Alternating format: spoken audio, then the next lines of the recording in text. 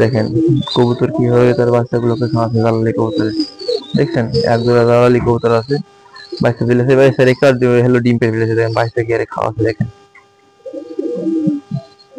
ভালো ধাড়ি হলে এভাবে বাচ্চা খাওয়াবে। এত বড় বড় বাচ্চা হয়ে গেছে, তারপরে বাচ্চা মনে করেন যে খাওয়াচ্ছে। দেখছেন বাচ্চা হয়ে গেছে অনেক বড় বড়, তারপরে বাচ্চা খাওয়াচ্ছে। ধাড়ি যদি ভালো হয় তাহলে বাচ্চা অবশ্যই খাওয়াবে। বাচ্চার মুখে বসন্ত আছে, সমস্যা নাই। এই যে বাচ্চা একদম পিওর অথেন্টিক জালালি কবুতর, কোনো ভেজাল নেই ভিতরে।